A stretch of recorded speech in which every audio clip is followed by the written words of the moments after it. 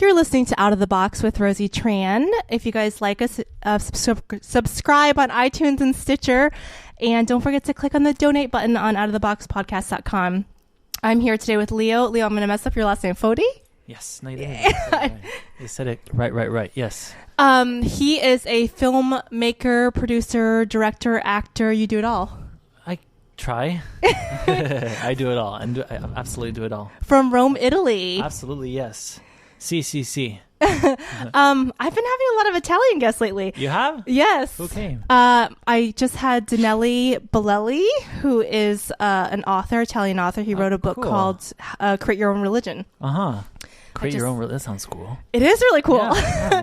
It's about taking all the positives from the religions and the bad things and leaving them and taking the positive stuff and kind of picking and choosing what you like and what you don't like. That's interesting. I would just start from scratch and create a completely new one instead of like looking for the ones that already exist. But look into that. It's kind of cool.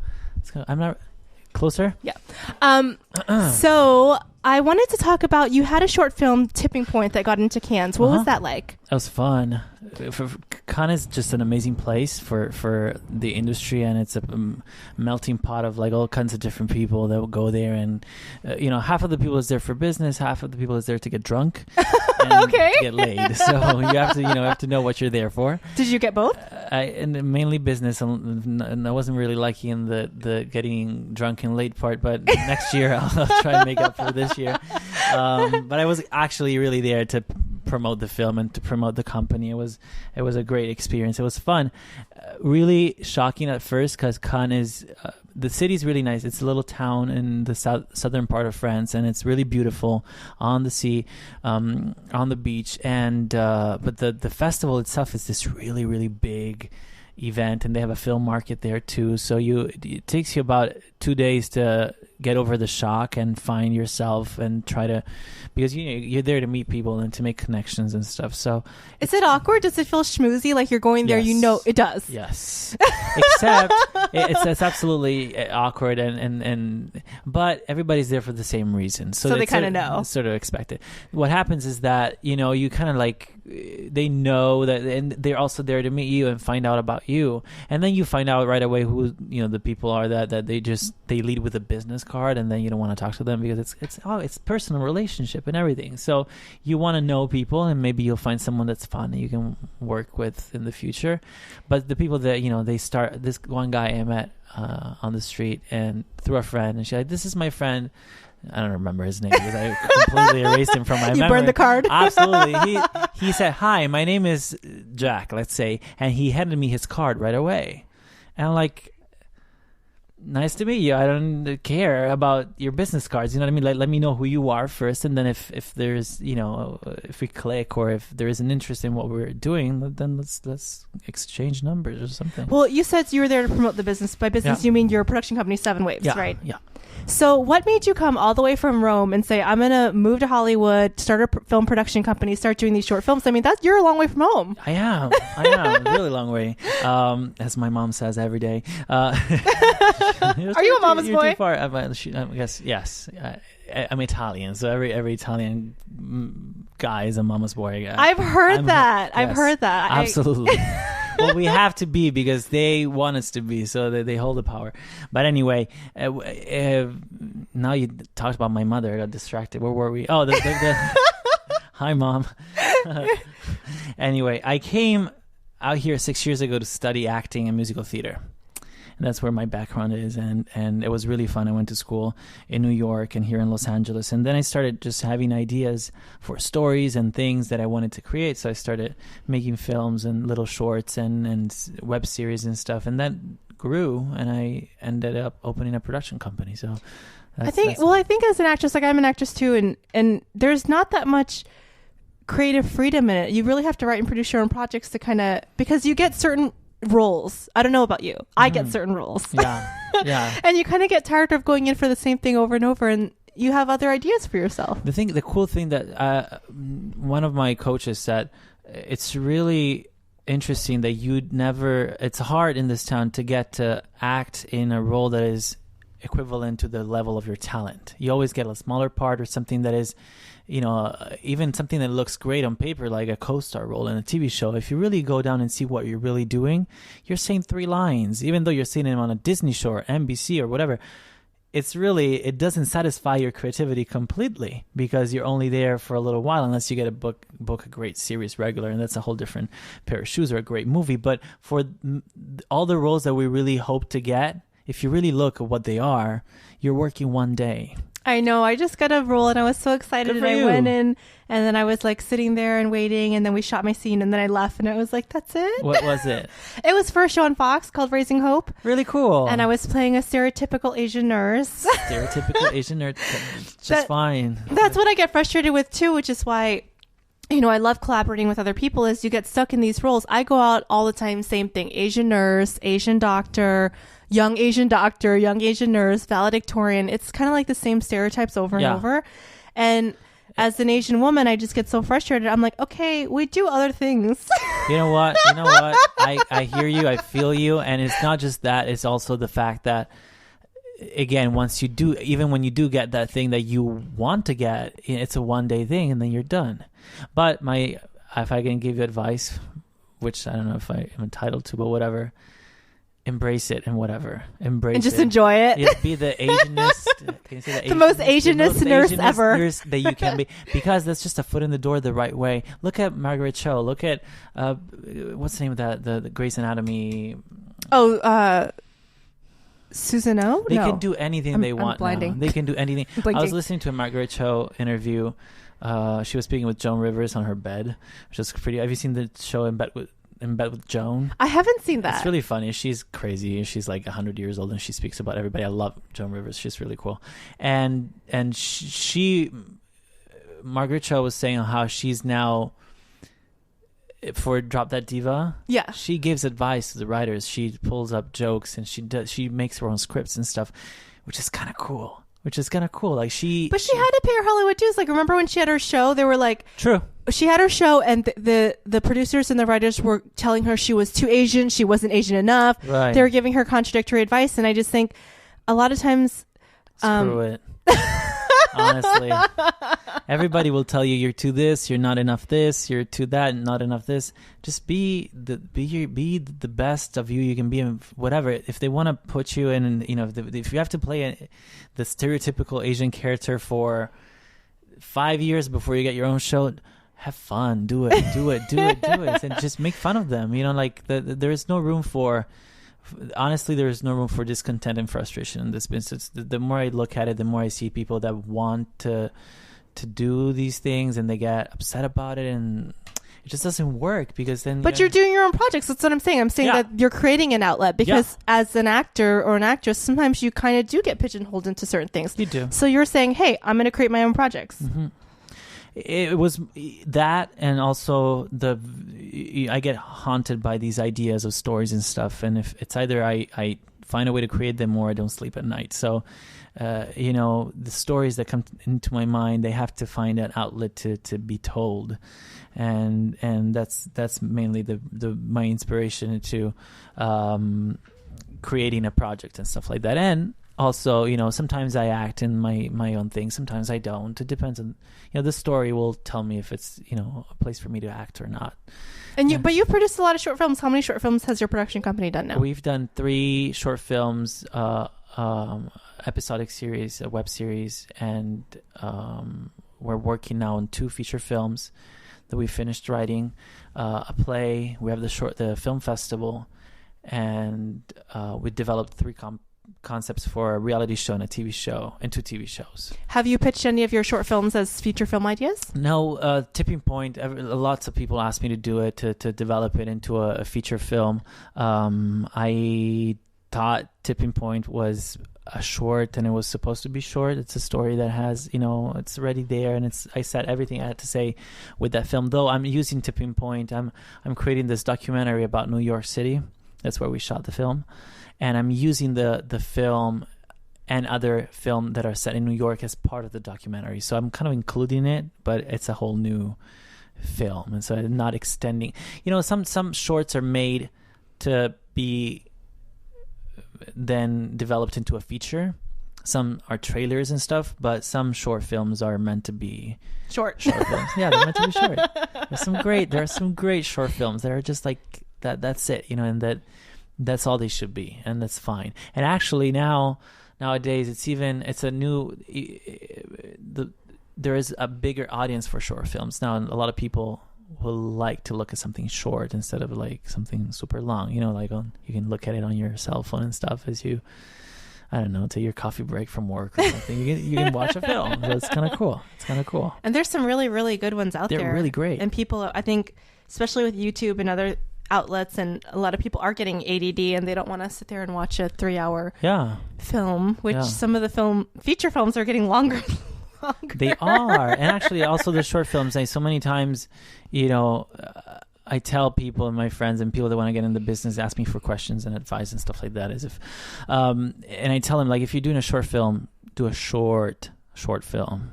Some of the I get submissions for the film festival and 25 minutes short. I'm like, dude. and then you watch the movie, the great concept, great idea, and half of the movie could have been cut. People tend to be protective of their stuff, and they don't want to let go of that one shot that they took forever. And I understand that, because from a filmmaker's perspective, sometimes you get attached to this one shot that's really, you think it's really cool. At the end, it's not, well, it's not. I mean, you think it's the coolest thing in the world. Like, go look at I don't know, like a Hitchcock movie. Like, he did so many great, amazing things with like just a still camera and very little movement. It doesn't matter, but you're wasting time. Instead of telling the story, you're trying to blow your own horn and say how good you are of a filmmaker, instead of like paying attention to what the story needs, not your resume or your reel. Well, not even short films. I've seen a couple feature films that I thought that were 2.5, 3 hours, and I thought, well, that could have been 2 hours. Yeah, totally. And it's not that, and the extra storylines and extra scenes were nice and give extra information, but it didn't, like you said, move the story forward. Exactly. And then people start falling asleep. They do. If it's not important to the story, cut it. If it doesn't, that's what I say. And also because a lot of people ask me, well, are you going to put yourself in the film? Or so many choices that you make about the film. If it doesn't serve the story, then it doesn't belong in the story. So even as an actor myself, if I'm not the best character, I'm not the best person to be that, tell the story. You won't cast yourself. I won't cast myself. Now, sometimes I want to.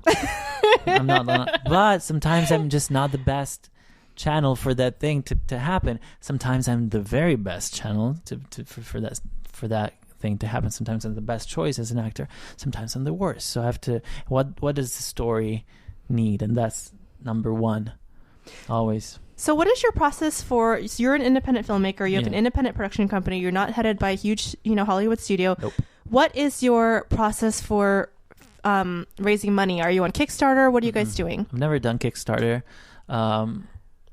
I've worked through private investors for a while, and now we're expanding our company since we have a very huge variety of live entertainment and things that happen in Los Angeles, we're now appealing to all sorts of sponsors and stuff like that. So that's the way we do our things. And the cool thing about this year is that now we are also working through a nonprofit organization to promote the arts, and all our events are associating with charity associations to help and give back to the community. So I'm trying to create this whole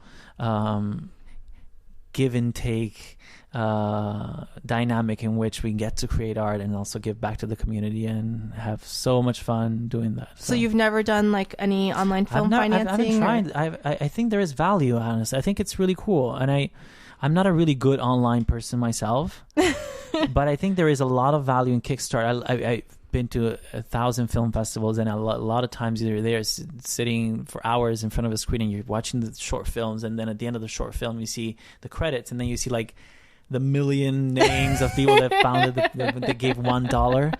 So I know that's kind of cool. It's really cool. I know it happens, and I have no idea how to make it happen myself. I think it's really fun. To be honest with you, one of my marketing people, one of my social media people in my company, I asked them to look into doing that, not for the money really, but I think it's a great way to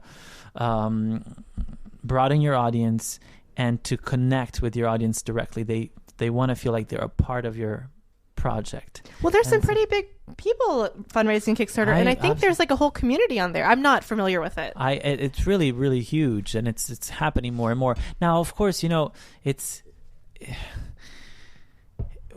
works on an independent level.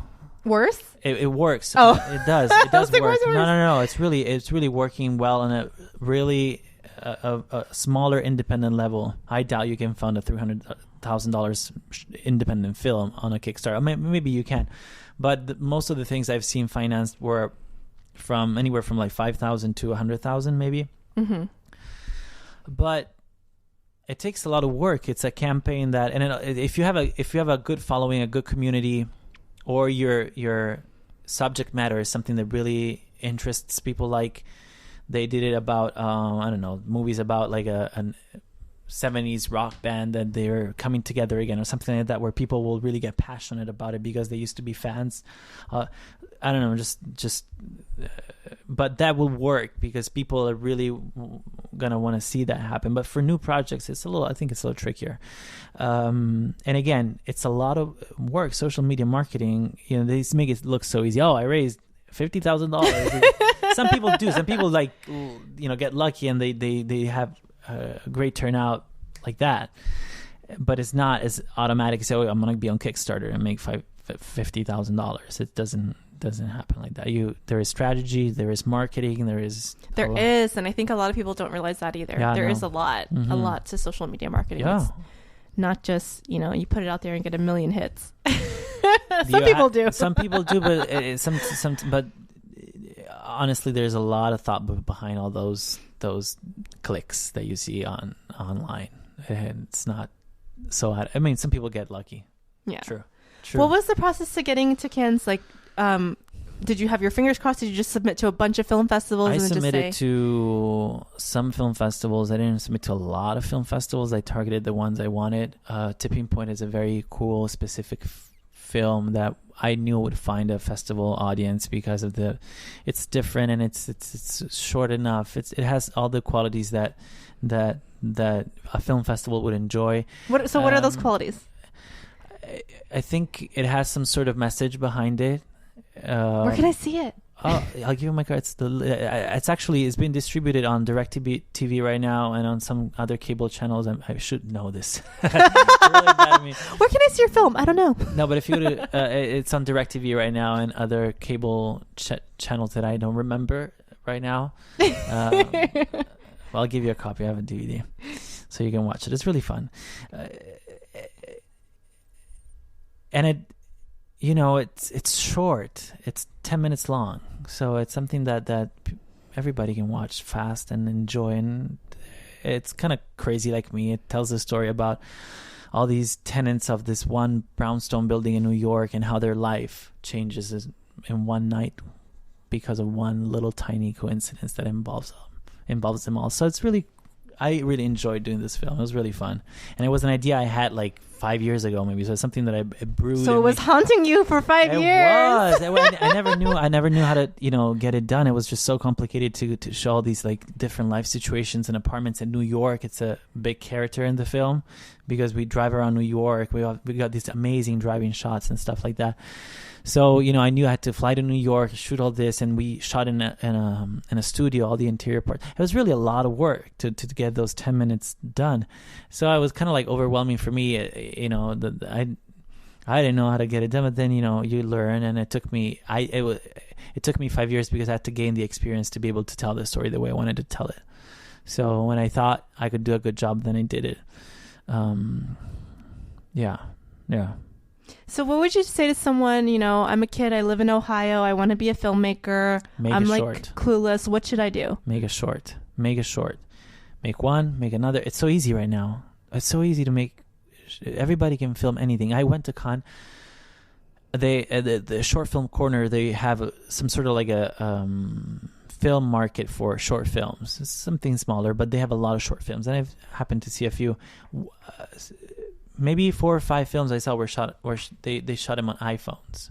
Oh wow! Anybody can make a film right now. And what matters is not, nobody is expecting you to have an Alexa camera and to shoot at Warner Brothers to make something great. You just have to pick a very simple, very simple, very short story, and tell the story as best you can. Make a film, submit it to the right film festivals. If the first time around you didn't get it, next time do another one, and people will see your stuff. In this age, everything is available. You just have to do it and put it out there. Put it in the internet. What if you can get 1 million views in 24 hours, and then people will notice you? Do you think that? So how could you tell they were iPhones? You just knew they were iPhones, or set on? I had honestly at the beginning of the film, I'm like, this is an interesting look. I was trying to think because I thought they wanted to give it a more of a street independent look. I'm like, okay, and I was trying to think in my mind. I thought they shot it with a 5D camera, but then they probably applied like a filter to make it look a little rougher. And then one of the films at the end had shot on iPhone 5. So I thought it was pretty clever for them to just say it. It was really fun. Now, granted, it wasn't a really big screen. So I think if they were to project it in a really, really huge theater, it would kind of be pixelated a little, but maybe not necessarily. And again, it doesn't matter because the life of most of these short films, they're not up for a theatrical release. These will end up on a computer, like people will watch them on YouTube or any other, or on TV. Do you think they're scouting in a lot of these film festivals, or the buyers are scouting not for the quality, but just for the creativity and for the actual talent as far as directing is concerned, or writing? If you tell a story really well, and the subject matter is if the story's told well, I think the right people will see you. You just have to put the story first, and then they're scouting for talent. If you have talent, then they know if they give you a better camera, you'll do a better job. They know if they give you $15,000 for your next movie, not $15 like you might have had for the first film, that you'll make a better product. Well, I think that's a really good attitude, because a lot of creative people I know are very self-critical. So they're always thinking of the reason not to. Oh, I don't have the camera. Oh, I don't have the right this. I don't have the right that. I don't have the budget. A lot of creative people I know, in fact, some of the most creative people I know, are very, very hard on themselves. And that's so interesting that you say that. I've been dealing with kind of the same struggle myself, because no, there are a couple of, like, acting-wise, there are a couple of things that I've been wanting to put on tape myself. They're just like little pieces that I want to just put out there, like little parts of plays or things that I wrote that I want to film for myself, and just But then I started thinking, I want the light to look right, and I want the video to look right, and I haven't. It's been like about 2 months now that I've stopped myself from doing it every time because I'm like, I want it to look better, but that's stupid, because this is not. Nobody's expecting something like this to look. Simple is best at this point. And then, I think I just know so many people who have gotten things not because, and I'm not saying that they're not talented, but not because of talent, but because they just put it out there, or because they were, courageous enough to just do it. You know what I mean? Versus certain people I know who are so talented, but they're so like critical of themselves. Because they resist. It's so much resistance, and then they end up not doing it. So where's the compromise here? You gotta do it. You have to do it. This my friend Chelsea, who's the programmer of my festival, I really, really respect her, because she produced 2 or 3 short films, and they look just fine. She had zero budget. She got a camera, but they're short, they're to the point, they're fun, they're clean. And that's it. She said what she had to say with them, and she put them up online, and that they're great resume for her, because people will see that she's doing stuff, and I think that's the best way. Just do it. And if you fail, if it looks like crap, don't put it up.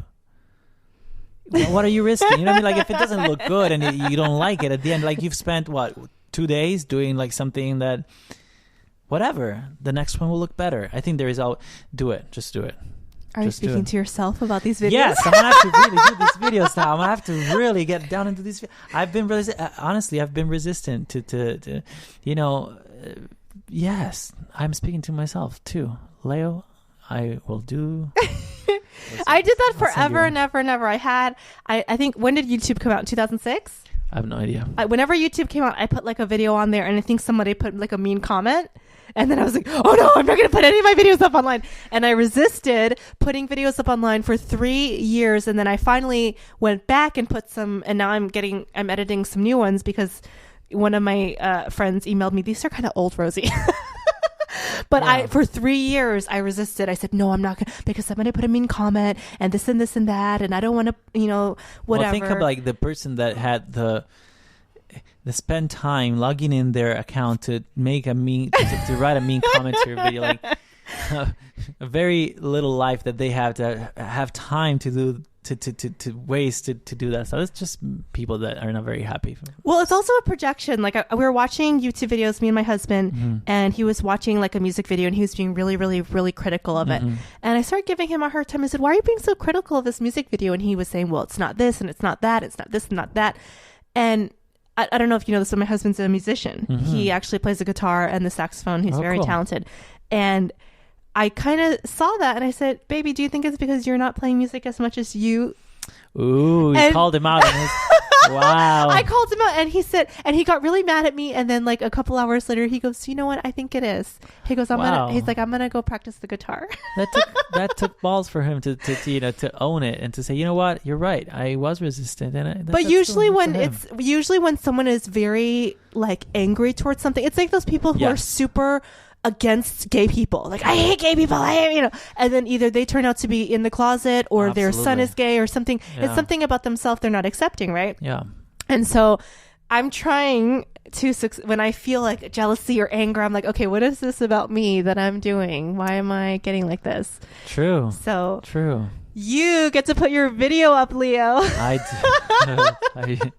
It was funny. There's this short film that I did a few years ago. It's called "Why Did I Marry an Italian?" It was funny. It was really cute. It came like we really did it. It was really fun, and it's online. It's on YouTube, and it got so many comments, and all these people that said the most terrible things. Like about what? It. What were they saying? Italians are not really like that. You asshole. Can we you can say whatever you want. You motherfucker! How dare you? And then some people, I love Italians, and then what happened is that people that were commenting on the video started fighting with each other about Italians. Oh, you don't know what are you talking about? You're just a jealous asshole. I'm like, I've been looking at this conversation. It grows. I'm so excited. It's so fun to see how people are just like throwing stuff back and forth for no reason. It's just like a stupid short film, but people will engage in the stuff, and it's part of the online craze. It's just like the way it is. People want to participate. It's just about like putting your own. So. Putting your comment, putting your own like you like stuff, and it's just the way it is. It's fine.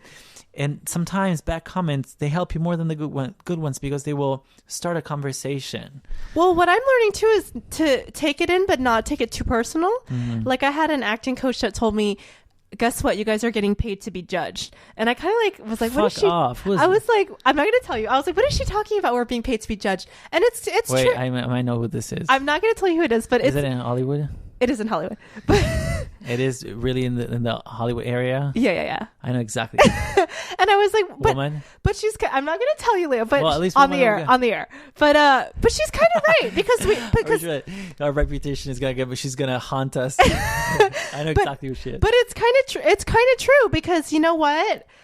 When I watch a film, right? So I tend to try not to be a judgmental person, but even when I watch a film, there's certain things I like, I don't like. I'm judging, right?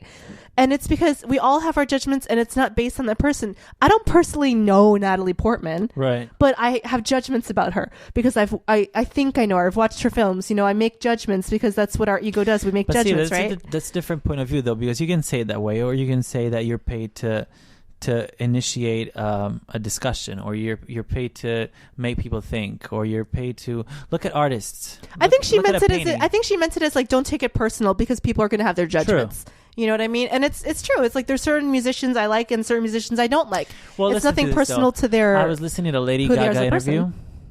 And she was saying the opposite of how she doesn't give a damn. Like, she is the artist and she'll say what she has to say, and then whatever, she doesn't take the judgment. So I understand, like you're paid to be judged in a way that, like, okay, don't take it personally, but you're not paid to be judged. You're paid to tell a story. You're not paid to take the judgment. You know what I mean? You're not paid to be judged. You're paid. I think it's part of the territory, though. You're putting yourself out there. Anytime you put yourself out there, there's going to be judgment, whether it's positive or negative. I don't know. I'm not 100% sold on this theory.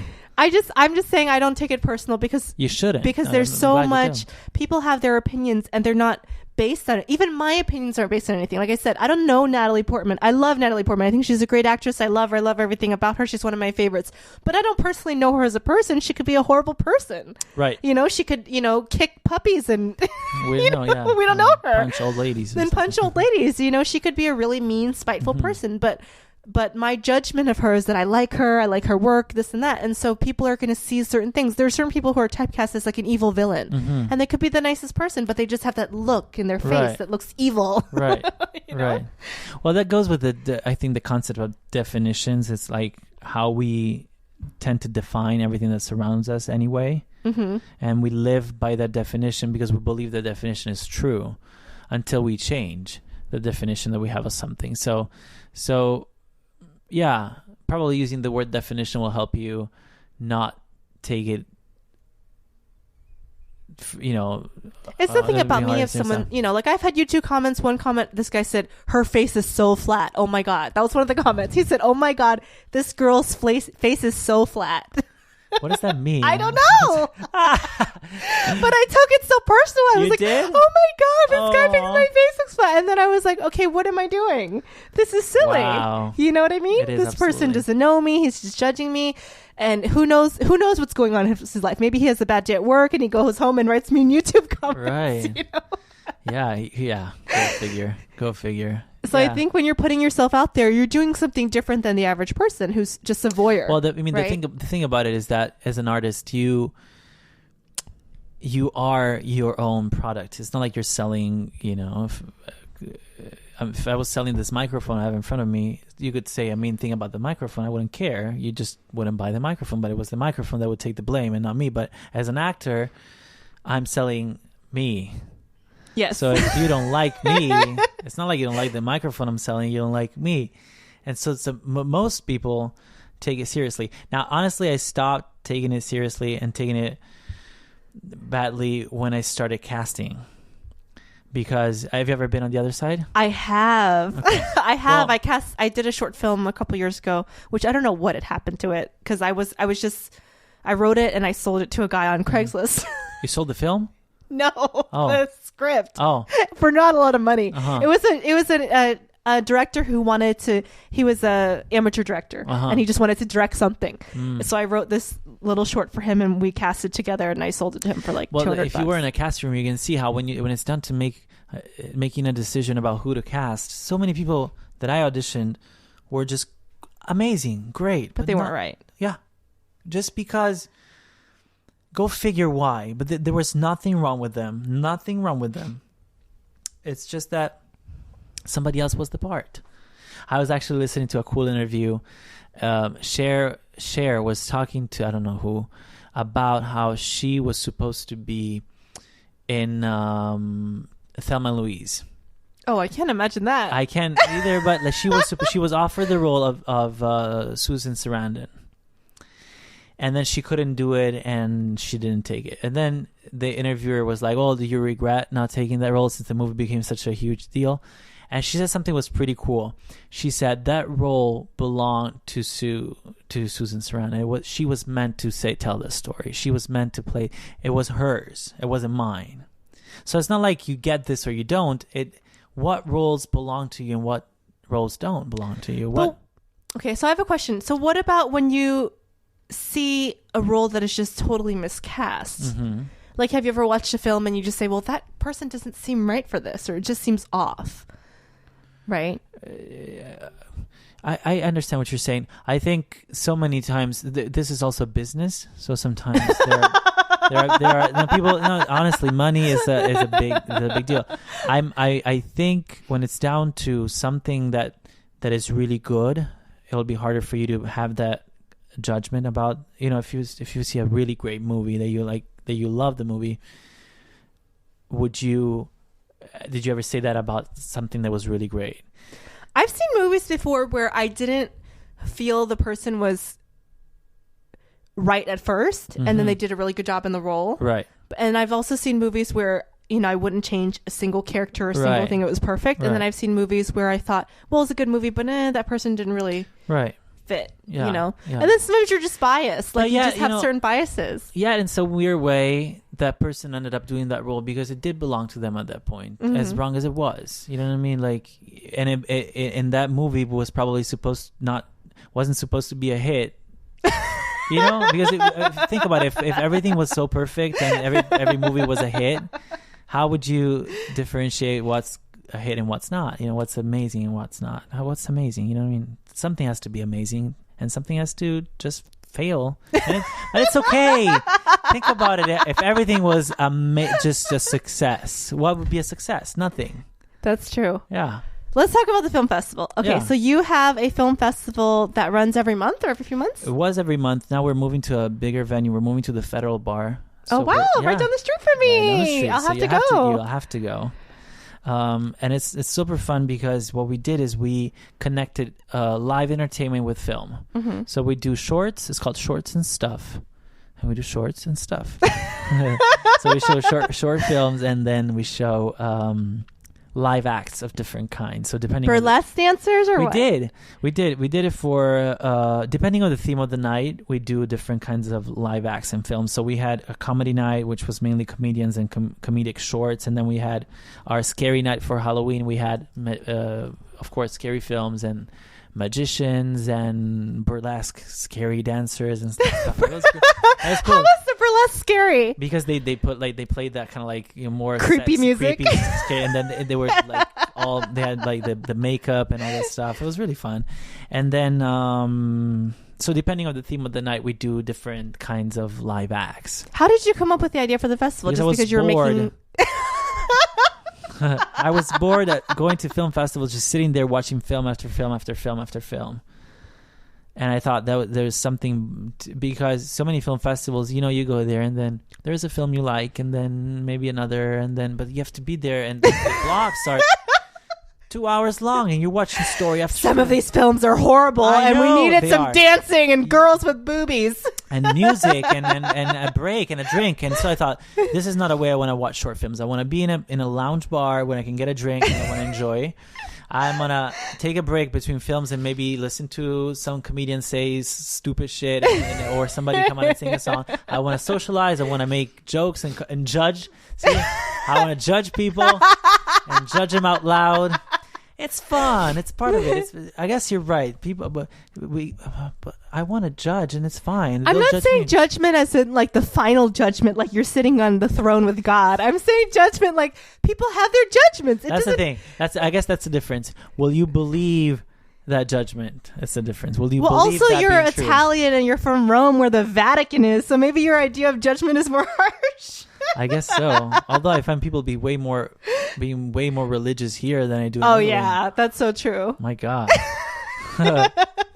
Everybody I talk to, like, oh, so you live by the Vatican? And like, yes, and who cares? Is that where you grew up, by the Vatican? Well, kind of. Like, it's really close. You go and... But your actual neighborhood? That's where we stayed for our honeymoon. It wasn't my... Yeah? Yeah. No, that wasn't my neighborhood. I was a little further north, but it's, like 15 minutes away or something. We had fun. We went to Rome, and I loved it. I didn't want to leave. Rome is fun. It was fun. It kind of has a New York feel, like a New York, Europe feel. It's an urban town. It's really cool. It was more urban than I thought. I was like, wow, this is really urban. Yeah, that's fun.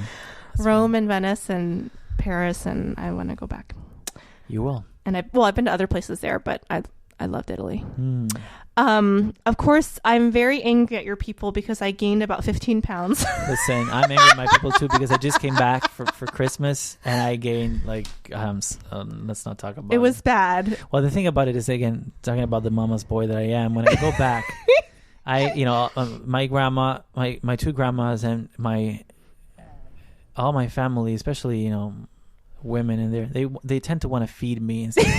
Because they think I starve here or something, that I don't eat enough. So you look so skinny. Here, have some lasagna. Here, have some pasta. Here, and I'm like, oh, especially during the holidays, and it's delicious. So it's hard. So you can't say no. And can't it's say no. Homemade from scratch. Absolutely, with the delicious. Was it Maranzano tomatoes or whatever?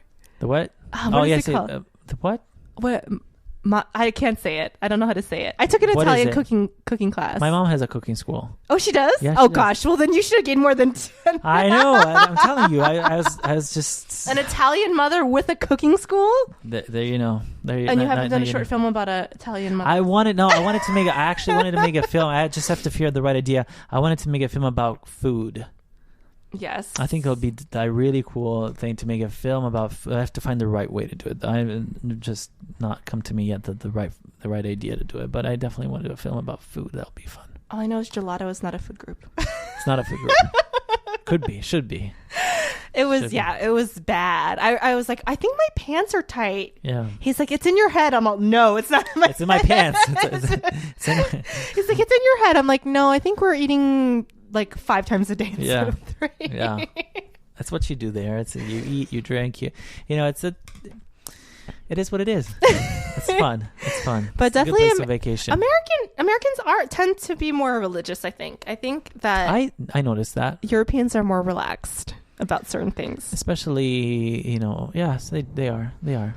Especially in big cities and stuff. Yeah. Even here, but yeah. Yeah. Yeah. For sure. Okay, so you were bored. You were like, I need to make a film festival with more stuff going on. I just wanted to make a film festival that was a little more entertaining, and again, the concept behind 7 Waves is to bring live and film together as much as possible. How many submissions are you getting a month? I have no idea. A lot? It's also a lot of referrals and stuff, because people that come, they want to, and it's this town, everybody's a filmmaker, so they, oh my God, this is so cool, I want to screen my film there. And so we get a lot of submissions that way, and are without a box and stuff. It's really tough to program this because we don't just screen stuff. We're creating a show. So we're not just, okay, you're in, you can screen, and then whatever. No, because most of these film festivals, they screen like 40 films. We show 5 per event, or maybe 6 sometimes, or if they're super long, maybe 4.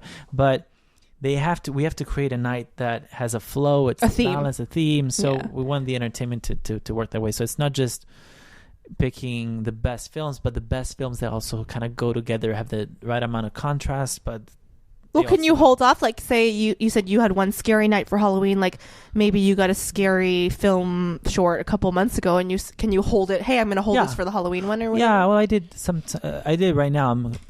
He probably doesn't know yet, but my friend directed or created a web series that he submitted to my first one, and I couldn't fit it in the show, and now I'm gonna ask him to be a part of this next one because I remembered that it was cool, and I thought it would fit in this one better. So of course, it's fun. It's fun.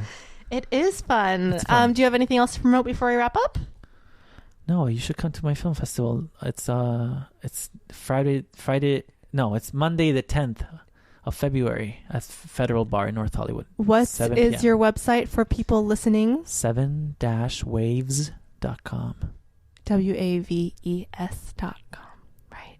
VES. With an S at the end. Yes. All right, guys. Thank you for checking out Out of the Box. Hold on. I want to tell your audience. I just thought about it. I want to tell your audience how good of a yogi you are. Oh, okay. So the way that I know Leo is that he is my yoga instructor, because in Hollywood everyone is a / actress / model / yogi.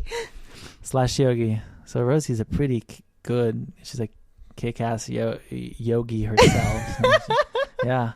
So it's just had to out you and like. How did you get into yoga? We have a couple more. We can. It's my podcast. I can make it as long as I want. I just usually do an hour. Yeah. How did you get into yoga? That's just for my own sanity and for my own. That's a way for me to do something different. I love it. I honestly don't do it for the money, nor. It's not a career choice. It's just something that I really deeply love. I think it's a really cool practice, and it gets you centered. And then I started teaching, for the beginning for fun, and I love it because it becomes kind of like a meditation for me and a way to come together with people that are cool and like-minded and want to expand their energy in a way that we really can do in yoga. So it's a really cool thing for me to do that, and it keeps me sane because this show business stuff is pretty crazy. It is, and a lot of people don't understand. Like I know, I had some understanding of it, but I know a lot of people have misconceptions about yoga. They think, oh, it's it's for stretching or flexibility or it's for certain things, and they don't understand that it's a mind, body, soul practice. Absolutely. That actually, and it's not some type of hippy dippy stuff. I mean, this practice was developed for thousands and thousands of years in India. It's not like, just some new age kind of mumbo jumbo. It actually works. It really does. My mind is crazy. It races, it goes crazy. And I told my husband, yoga is the only thing that centers me. It's supposed to, what do they say? Yoga is the preparation for meditation. I can see that, yeah. So it's supposed to tire your mind and your body so that you can... said something really smart, and I see it with a lot of people. I know, thank you. You really did. You really did. See, my judgment of you right now was really positive. Thank you. But it's true. I see it with myself and so many of my students that when you get to the point of, I called it exhaustion, although it's not really exhaustion, but like when you're it's that point where you feel like you're so tired, and what happens is that you cannot resist your own flow anymore. And that's the best, because the only things that keep us feeling bad or with the mind spinning and all that stuff is resistance to who we really are. Okay, well now this podcast might go an hour and a half. I gotta tell you the story. So I cried in your class on Saturday. You did? I didn't even notice. I did. I was a very quiet crier. So I've done a lot of transformational work and a lot of like spiritual hippy dippy stuff, right? And so I've known the concept for a long time, and I've experienced it of you choose what you're feeling. So Saturday in class, you were talking about you just choose your emotion, choose what you're experiencing, right? Mm-hmm. And that day, my intention that I set in yoga class was I had chosen to experience joy. Right. And I've done that before where I felt really horrible about myself and I chose to feel joyful and stuff like that. But that day I was experiencing a lot of resistance because I had a lot of stuff going on. Mm-hmm. And I was so emotionally exhausted and physically exhausted because you were kicking my freaking ass. Yes. And I was in so much physical pain. I was in physical pain. We were doing a lot of like Humble Warriors balancing things. I was sweating my little armpits off. Mm-hmm. And I was in so much outer pain. And we were sitting in a yogi squat and you said, just choose what your intention is. What are you experiencing? Mm-hmm. And in that moment, I was stepped out of my physical experience and I said, I'm going to choose to be joyful. And so I shifted into joy. So even though I was experiencing so much physical pain, I was like so happy. True. And then we were sitting in the squats and I kind of started crying because I was like, oh, I get it. Just choose to be happy, Rosie. Because we have these sayings that we hear, these spiritual practices and these wisdoms and these things that we hear, and we understand them. Like I understand the concept. I can choose to be happy whenever I want, right? I understand that concept. But sometimes when life is at you, you just feel like I can't choose to be happy right now. I'm in the shit. Mm-hmm. But when I was in that moment of just pure physical pain, but I was able to be so happy, it was like experiencing pure inner happiness.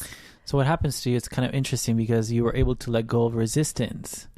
So you were forced, actually. I was forced to choose happiness. You were forced to choose. No, well, you were forced to let go of resistance.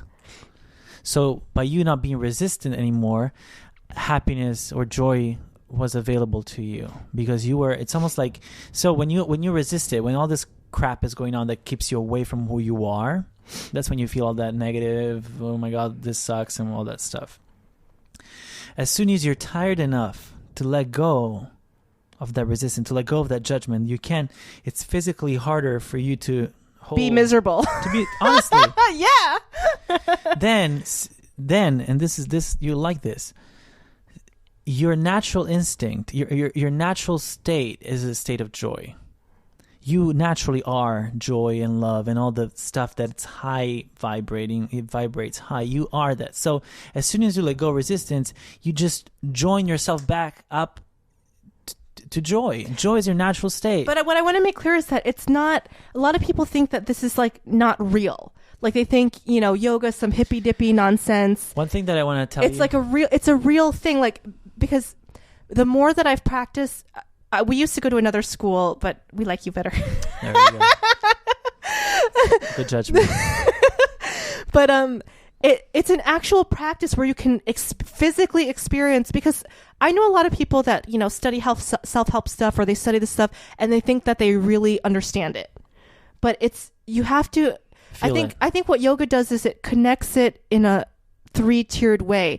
Because even, like, I know people who have taken beginning yoga classes and they're like, oh, it's so boring, it's so slow. Like, you're learning all the moves, right? Mm-hmm. And their mind is like going, and they're not even realizing that by the fact of their mind like resisting, oh, this is so slow, because you take a beginning yoga class and it's really slow. You're learning the downward dog, you're learning how to do warrior, and you have to kind of move your hip a certain way and this and that.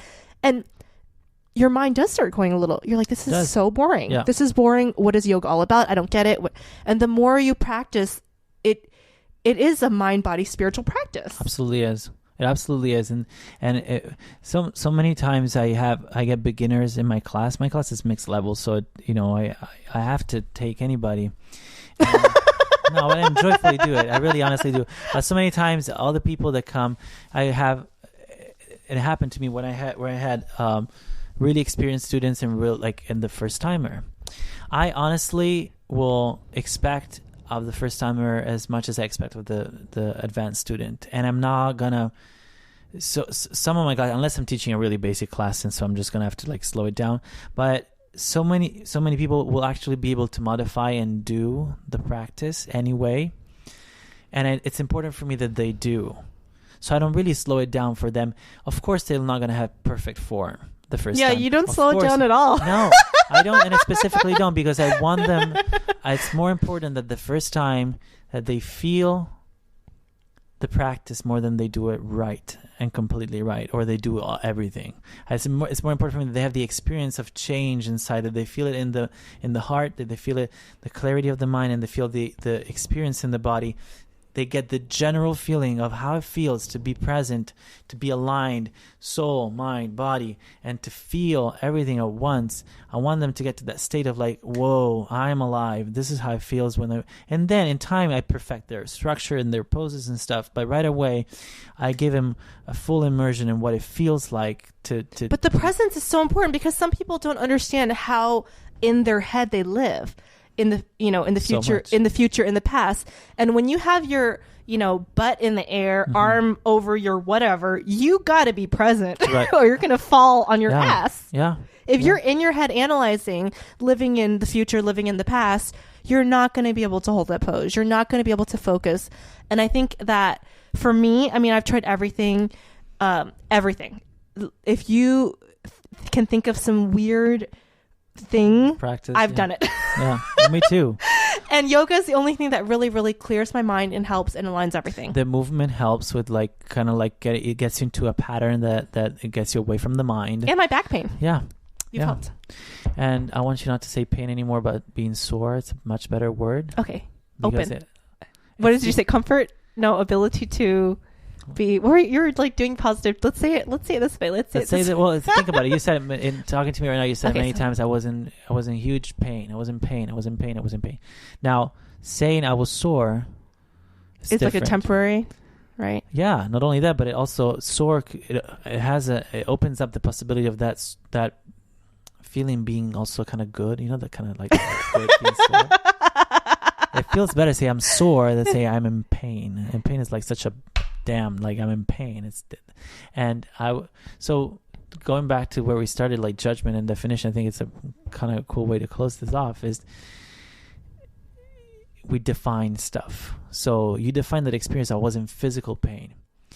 So that has some qualities that as you further the definition, I don't think they'll take you where you want to go. But if you soften that definition and go a little more gentle, I was sore, but I was feeling so good.